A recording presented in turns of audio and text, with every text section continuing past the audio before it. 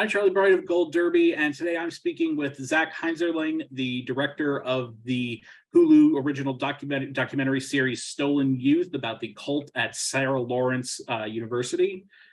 First question I wanted to ask you is, a lot of people, when they think of cults, they think of religious cults. We think of, the People's Temple, the Branch Davidians, Heaven's Gate, etc. But this was not a religious cult. And how dangerous do you think it is for people to think that cults only involve religion? Yeah, I think the word cult is fairly commonly misunderstood in our culture. I mean, a cult is essentially any power imbalance, manipulative relationship between more than one person. So you can have a cult of two.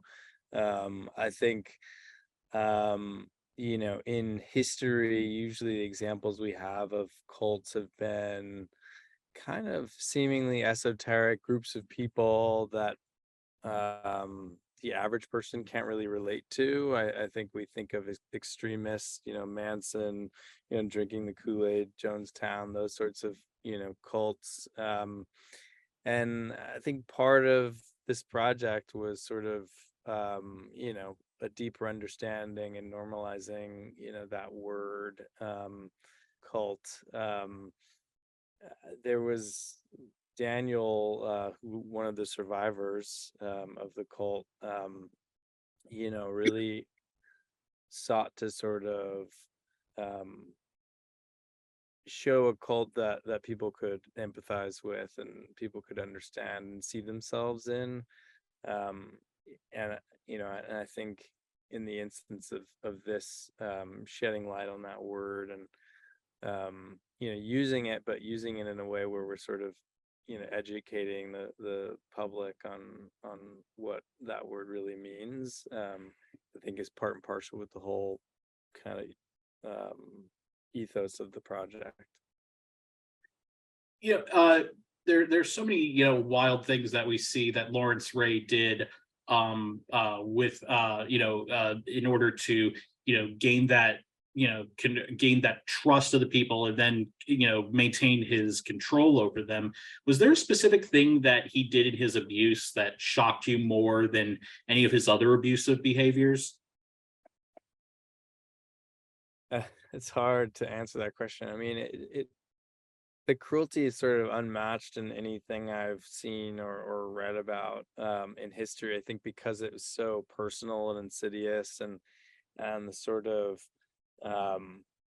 torture of the mind, I think, and sort of creating this prison within your mind where sure that the door is unlocked, but because of the twists and turns and kind of pretzel, he's turned your psychology into you're unable to really act. And I think he more than anything really had sort of a perversion of control and seeing individuals kind of writhing under his control. And I think that aspect was particularly disturbing, just also how young these individuals were.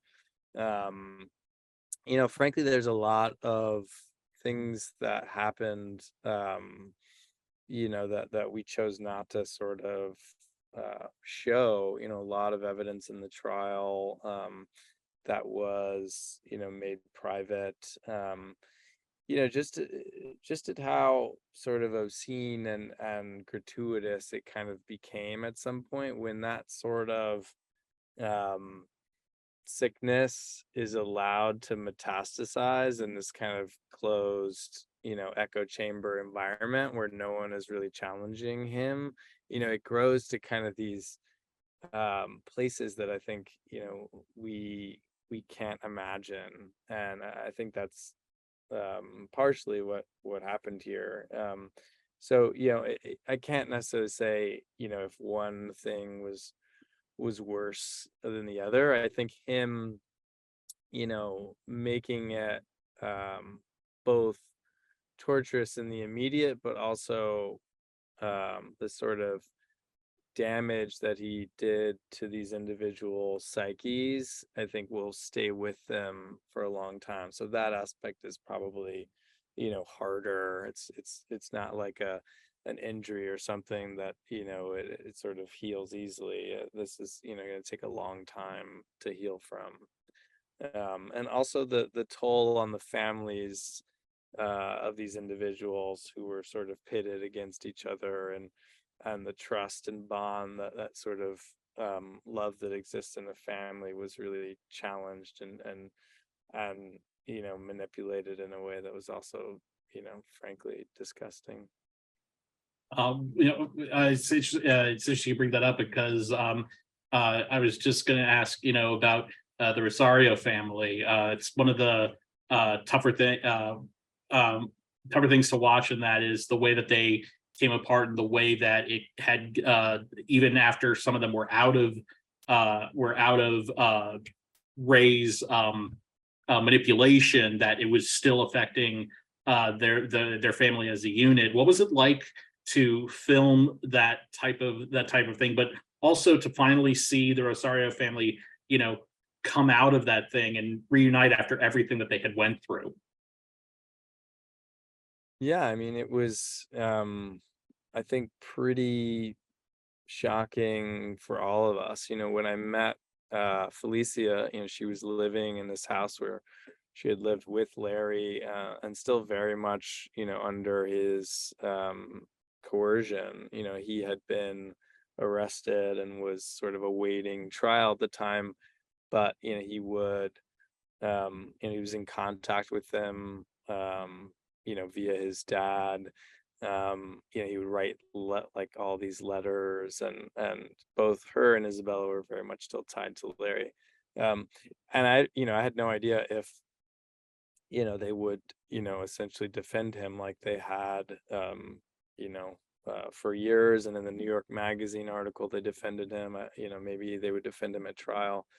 Um, and it was so clear, I think, to everybody, what was going on, except to them. And I think that's part of the thing that is hard, is you can't really just convince somebody, to get out of this situation. You can't just grab them and rescue them. This is something that, that the person, with, of course, trained help, essentially has to kind of come to that conclusion on their own. um and I had no idea how long that would take, or what that process would look like, going into it. So, and same for the family. We had met with, cult specialists and interventionalists, who are trained professionals, who speak to families and sort of develop the right kind of language to speak to, someone who might be in a coercive control environment.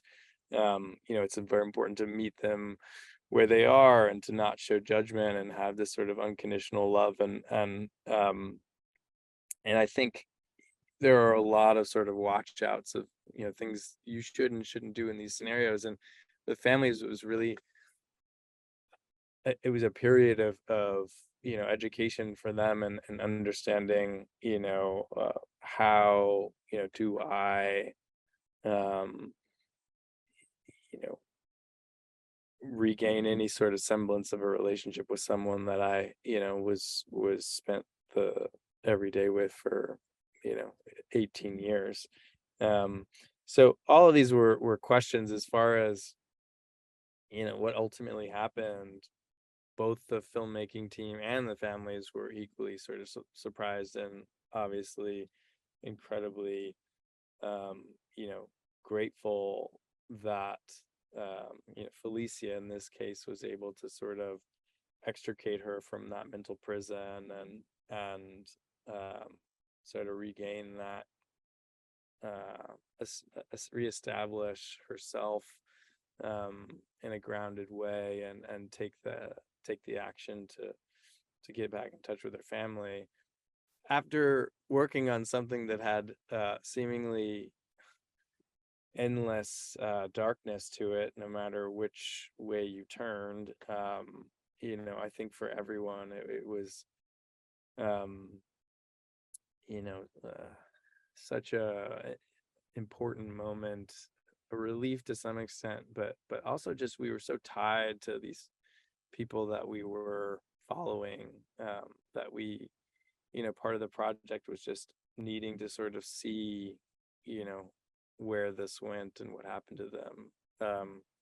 So yeah, it was a relief and some positive, in what was a predominantly a pretty dark story. But I always try to encourage people to make it to the third part, because it's hard after the first and second sometimes to sort of stay with some of the subject matter, but I think the aspect of it I think me and the filmmaking team are most proud of is that these survivors were able to escape this mental prison and move on with their lives. And for Felicia, you really watch her in real time as she sort of figures out what was real, what was a manipulation from Larry, and really brings her entire family back together, one by one. And of course there's a lot of healing and recovery to do, but to see that family that was so destroyed get back together was certainly emotional and a high point for all of us. Well, Zach, thank you so much for joining us. We wish you all the best, and we look forward to seeing you at our roundtable in just a little bit. All right, thank you.